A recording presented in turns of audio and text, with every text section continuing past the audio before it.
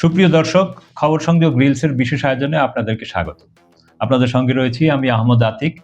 আমাদের অনুষ্ঠানটি আপনারা পৃথিবীর কোন প্রান্ত থেকে দেখছেন কমেন্টে জানান। আমরা আপনার মতামত শুনতে চাই। চলুন তাহলে আজকের অনুষ্ঠান শুরু করি।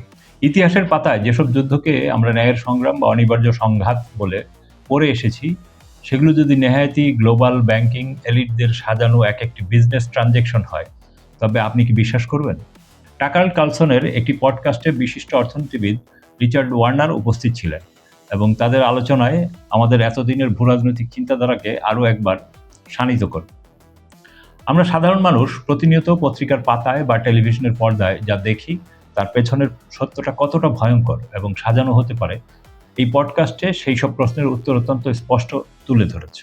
আসলে বিশ্ব রাজনীতির মঞ্চে যা কিছু ঘটে তার কোনোটি কাকতালীয় নয়, বরং প্রতিটি ঘটনার পেছনে নিউ ওয়ার্ল্ড অর্ডার এর এক সুগভীর নকশা থাকে। আজকের এই কর্পোরেট এবং টেকনোলজিক্যাল যুগে দাঁড়িয়ে আমরা যদি অন্ধের মতো মার্কিন যুক্তরাষ্ট্রের তৈরি করা ন্যারেটিভ বিশ্বাস করতে থাকি, তবে আমরাই নিজেদের পায়ে কুড়াল মারব। তাই এই আলোচনার সবচেয়ে গুরুত্বপূর্ণ এবং ভয়ানক সত্যগুলো আপনাদের সামনে তুলে ধরা প্রয়োজন, যাতে আমরা বুঝতে পারি কিভাবে আমাদের প্রতিনিয়ত বোকা বানানো হচ্ছে। প্রথমেই যে বিষয়টি নিয়ে কথা বলতে হবে তা হলো পশ্চিমা বিশ্বের সাজানো যুদ্ধের ইতিহাস এবং তাদের অর্থনৈতিক আধিপত্য বিস্তারের নগ্ন রূপ। আমেরিকা এবং ব্রিটেনের মতো পরাশক্তিগুলো কখনোই সরাসরি নিজেদের স্বার্থের কথা বলে যুদ্ধে জড়ায় না। তারা সবসময় এমন একটি পরিস্থিতি তৈরি করে যাকে আমরা ফলস ফ্ল্যাগ অপারেশন বলি। প্রথম বিশ্বযুদ্ধের সময় লুসিটানিয়া নামক যাত্রীবাহী জাহাজ ডোবানোর ঘটনাটি এর সবচেয়ে বড় প্রমাণ। ইতিহাস ঘাটলে দেখা যায় যে সেই জাহাজে উদ্দেশ্যপ্রণোদিতভাবেই সামরিক সরঞ্জাম রাখা হয়েছিল এবং ব্রিটিশ সরকার জানত যে জার্মান সাবমেরিন এটিকে আক্রমণ করবে। এমনকি সে সময় জার্মানরা আমেরিকার পত্রিকা বিজ্ঞাপন দিয়ে যাত্রীদের ওই জাহাজে উঠতে বারণও করেছিল। কিন্তু পশ্চিমা মিডিয়া সেই বিজ্ঞাপনগুলোকেও সেন্সর করে দেয়। এই একটি ঘটনাকে পুঁজি করে পুরো আমেরিকায় যুদ্ধংদেহী মনোভাব তৈরি করা হয়েছিল এবং সাধারণ মানুষকে মগজ ধোলাই করে যুদ্ধে নামানো হয়েছিল। সাধারণ মানুষ কখনোই যুদ্ধ চায় না, কিন্তু পর্দার আড়ালে থাকা এলিট গোষ্ঠী তাদের এজেন্ডা বাস্তবায়নের জন্য লাখো মানুষের জীবন বলি দিতে একটুও দ্বিধা করে। আজকের দিনের পরিস্থিতিও একটুও বদলায়নি। মার্কিন যুক্তরাষ্ট্র ঠিক একই ব্লুপ্রিন্ট ব্যবহার করে চলেছে। তারা যখনই দেখে বিশ্বের অন্য কোনো প্রান্তে একটি স্বাধীন এবং শক্তিশালী অর্থনীতির উত্থান ঘটেছে, তখনই তারা কোনো না কোনো অজুহাতে সেখানে সামরিক বা অর্থনৈতিক আগ্রাসন চালায়। মধ্যপ্রাচ্য থেকে শুরু করে ল্যাটিন আমেরিকা, সবখানেই তাদের এই একই নোংরা খেলা আমরা বছরের পর বছর ধরে দেখে আসছি। বর্তমানে ভেনিজুয়েলা এবং ইরানের উপর মার্কিন যুক্তরাষ্ট্রের যে ধারাবাহিক আক্রমণ এবং নিষেধাজ্ঞা চলছে, তার আসল কারণ শুনলে অনেকেই চমকে উঠবে। মেইনস্ট্রিম মিডিয়া আমাদের বোঝায় যে ইরান নিউক্লিয়ার অস্ত্র বানাচ্ছে বা ভেনিজুয়েলায় স্বৈরতন্ত্র চলছে বলে আমেরিকা সেখানে গণতন্ত্র প্রতিষ্ঠা করতে চায়। এটি একটি ডাহা মিথ্যা কথা। আসল সত্যিটা হলো এই দেশগুলো চীনের বেল্ট অ্যান্ড রোড ইনিশিয়েটিভের অত্যন্ত গুরুত্বপূর্ণ অংশ। একবিংশ শতাব্দীতে এসে গ্লোবাল পাওয়ার ডাইনামিক্স সম্পূর্ণ বদলে যাচ্ছে। চীন যখন বুঝতে পারল যে মার্কিন নিয়ন্ত্রিত সমুদ্রপথের উপর নির্ভর করে থাকলে যে কোনো সময় তাদের অর্থনীতিকে গলা টিপে ধরা সম্ভব, ঠিক যেমনটি প্রথম বিশ্বযুদ্ধের পর জার্মানির সাথে করা হয়েছিল, তখন তারা এই বিশাল মহাদেশীয় বাণিজ্য পথ তৈরির উদ্যোগ নিল। ইরান এবং ভেনিজুয়েলার মতো দেশগুলো হলো এই নতুন রুটের লাইফলাইন এবং ভেনিজুয়েল জ্বালানি তেলের অন্যতম প্রধান যোগানদাতা। আমেরিকা খুব ভালো করেই জানে যে যদি চীনের এই বাণিজ্য রুট সফল হয়, তবে বিশ্বে তাদের মোড়লগিরি আর টিকবে না এবং পেট্রোডলারের উপর তাদের যে একচেটিয়া আধিপত্য রয়েছে তা ধসে পড়বে। তাই তারা গণতন্ত্র বা মানবাধিকারের দোহাই দিয়ে আসলে চীনের সাপ্লাই চেইন ধ্বংস করার জন্য এই দেশগুলোর উপর প্রক্সি ওয়ার চালিয়ে যাচ্ছে। এটি কোনো মানবাধিকারের লড়াই নয়, এটি হলো গ্লোবাল হেজিমনি বা বিশ্বব্যাপী আধিপত্য টিকিয়ে রাখার এক মরিয়া এবং নগ্ন চেষ্টা। এরপর আসা যাক আন্তর্জাতিক মুদ্রা তহবিল IMF এবং বিশ্বব্যাংকের মতো তথাকথিত উন্নয়ন সংস্থাগুলোর আসল রূপ প্রসঙ্গে।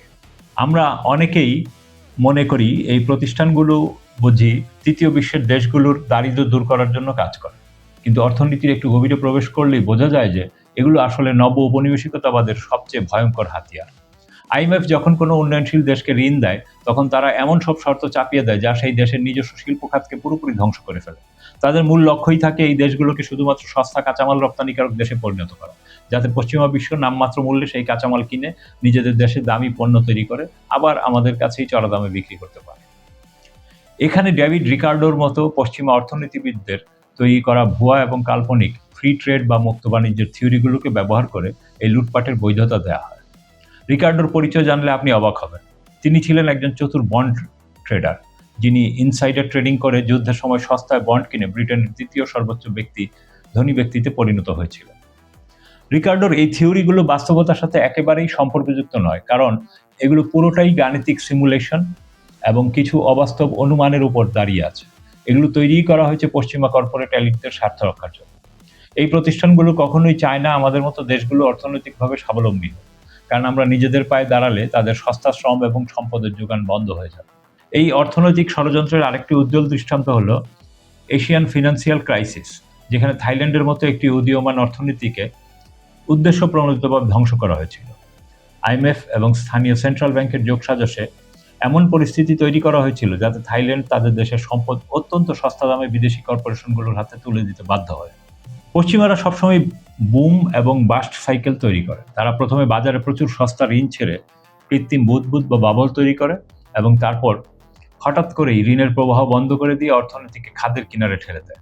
এরপর ত্রাতা হিসাবে আবির্ভূত হয়ে তারা দেশের মূল্যবান সম্পদগুলো নিজেদের কুক্ষিগত করে।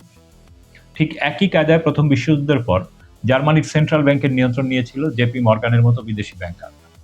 তারা ইচ্ছাকৃতভাবে জার্মানিতে চরম মুদ্রাস্ফীতি তৈরি করেছিল, যার পরিণতিতে হিটলারের মতো এক নায়কের উত্থান ঘটেছিল। এটি তাদের অত্যন্ত পুরনো এবং পরীক্ষিত একটি কৌশল, যা তারা সারা বিশ্বজুড়ে প্রয়োগ করে আসছে। পশ্চিমা এলিটদের আরেকটি চরম ভণ্ডামি হলো তাদের অতিরিক্ত জনসংখ্যা তত্ত্ব এবং পরিবেশ রক্ষার নামে নেওয়া বিভিন্ন পদক্ষেপ।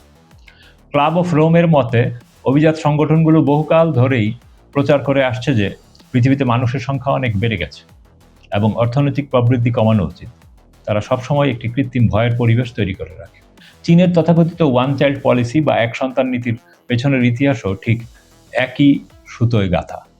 চীন যখন জাপানের সহায়তায় তাদের অর্থনৈতিক সংস্কার শুরু করেছিল, তখন এই ক্লাব অফ রোমের সাথে যুক্ত পশ্চিমা প্রভাবশালীদের চাপে পড়েই চীনকে তাদের জনসংখ্যা নিয়ন্ত্রণের এই আত্মঘাতী নীতি গ্রহণ করতে হয়েছিল। এমনকি মাও সেতুংয়ের শাসনামলে চীনে যে ভয়াবহ দুর্ভিক্ষ হয়েছিল এবং যেখানে প্রায় 8 কোটি মানুষ মারা গিয়েছিল, সেটিও কোনো প্রাকৃতিক বিপর্যয় ছিল না। সেটি ছিল একটি সম্পূর্ণ পরিকল্পিত নীতিগত হত্যাকাণ্ড। ওই সময় ইচ্ছাকৃতভাবে কৃষকদের ফসল উৎপাদনের পরিবর্তে অন্য কাজে লাগানো হয়েছিল এবং ফসলের জন্য উপকারী পাখিদের ধ্বংস করে ইকোসিস্টেম নষ্ট করা হয়েছিল যাতে দুর্ভিক্ষ অনিবার্য হয়ে ওঠে। মজার ব্যাপার হলো, এই জনসংখ্যা কমানোর কথাগুলো তারাই বলে যারা পৃথিবীর বেশিরভাগ সম্পদ কুক্ষিগত করে রেখেছে। তারা আসলে ভয় পায় যে জনসংখ্যা বাড়লে এবং উন্নয়নশীল দেশগুলো অর্থনৈতিকভাবে শক্তিশালী হলে তাদের একচ্ছত্র ক্ষমতা হুমকির মুখে পড়বে। তাই তারা বিভিন্ন এজেন্ডার মাধ্যমে মানুষের জন্মহার কমানো এবং অর্থনৈতিক প্রবৃদ্ধি বাধাগ্রস্ত করার ষড়যন্ত্র করে। এটি তাদের নিউ ওয়ার্ল্ড অর্ডার প্রতিষ্ঠার আরেকটি ধাপ, যেখানে তারা চায় পৃথিবীতে শুধু তারাই প্রভু হয়ে থাকবে এবং বাকি সবাই তাদের নির্দেশিত পথে চলবে। পশ্চিমা এলিটদের আরেকটি চরম কৌশল হলো মিথ্যা সিমুলেশনের মাধ্যমে ভয়াবহ সব এজেন্ডা বাস্তবায়ন করা। ডেভিড রিকার্ডো যেমন গাণিতিক যুক্তির আড়ালে তার স্বার্থান্বেষী অর্থনৈতিক থিওরি দাঁড় করিয়েছিলেন, ঠিক একইভাবে বর্তমান বিশ্ব জলবায়ু পরিবর্তন কিংবা বৈশ্বিক মহামারীর মতো বিষয়গুলোকে কেন্দ্র করে প্রতিনিয়ত ভয়াবহ সব সিমুলেশন তৈরি করা হচ্ছে। রিচার্ড ওয়ার্নার অত্যন্ত স্পষ্টভাবে দেখিয়েছেন যে এই সিমুলেশনগুলো কখনোই বাস্তবতার নিরিখে যাচাই করা হয়। এগুলো মূলত কম্পিউটার জেনারেটেড মডেল, যা এমনভাবে সাজানো থাকে যাতে ফলাফল সবসময় এলিটদের পক্ষে যায়। তারা এই কাল্পনিক ভয় দেখিয়ে সাধারণ মানুষদের উপর নিয়ন্ত্রণ আরোপ করার বৈধতা আদায় করে নেয়। ক্লাব অফ রোমের অতিরিক্ত জনসংখ্যার তত্ত্ব যেমন সময়ের পরিক্রমায় সম্পূর্ণ মিথ্যা প্রমাণিত হয়েছে, তেমনি বর্তমানের অনেক বৈশ্বিক এজেন্ডাও আসলে বাস্তব কোনো প্রমাণের উপর দাঁড়িয়ে নেই। তারা শুধুমাত্র যুক্তির জাল বুনে আমাদের মগজ ধোলাই করছে, যাতে আমরা স্বেচ্ছায় আমাদের স্বাধীনতা তাদের হাতে তুলে দিই। এই ডিজিটাল যুগেও মানুষের সবচেয়ে বড় দুর্বলতা হলো তারা মিডিয়া এবং তথাকথিত বিশেষজ্ঞদের অন্ধভাবে বিশ্বাস করে এবং গ্লোবালিস্টরা ঠিক এই সুযোগটিই কাজে লাগায়।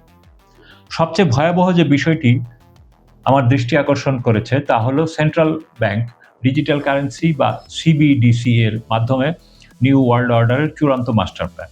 অনেকেই ডিজিটাল মুদ্রা হয়তো আমাদের জীবনকে আরো সহজ ও আধুনিক করে তুলবে, কিন্তু আসলে এটি হলো সাধারণ মানুষকে সম্পূর্ণভাবে দাসত্বে শৃঙ্খলিত করার একটি চূড়ান্ত প্রযুক্তিগত ফাঁদ। সাধারণ ডিজিটাল ব্যাংকিং এবং সিবিডিসি এর মধ্যে আকাশ পাতাল পার্থক্য রয়েছে। আমরা বর্তমানে যে ডিজিটাল লেনদেন করি তা মূলত বাণিজ্যিক ব্যাংকগুলোর মাধ্যমে হয় এবং সেখানে আমাদের কিছুটা হলেও স্বাধীনতা থাকে। কিন্তু সিবিডিসি হলো সরাসরি কেন্দ্রীয় ব্যাংক দ্বারা নিয়ন্ত্রিত একটি প্রোগ্রামেবল কারেন্সি। এর মানে হলো সেন্ট্রাল ব্যাংকের এলিটরা ঠিক করে দেবে আপনি কোথায় আপনার টাকা খরচ করতে পারবেন, কখন করতে পারবেন এবং কি করতে পারবেন।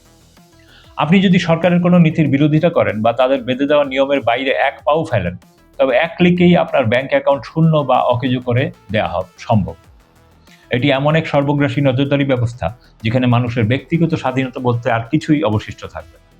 তারা কৃত্রিম বুদ্ধিমত্তা এবং বিশাল ডেটা সেন্টার ব্যবহার করে পৃথিবীর প্রতিটি মানুষের প্রতিটি আর্থিক লেনদেনকে মাইক্রো ম্যানেজ করার ছক কষছে। এটি কোনো সাইফাই মুভির গল্প নয়, এটি ঠিক আমাদের চোখের সামনেই ঘটতে চলেছে। সিবিডিসি বাস্তবায়িত হলে আপনি আপনার নিজের উপার্জিত অর্থের উপরও নিয়ন্ত্রণ হারাবেন।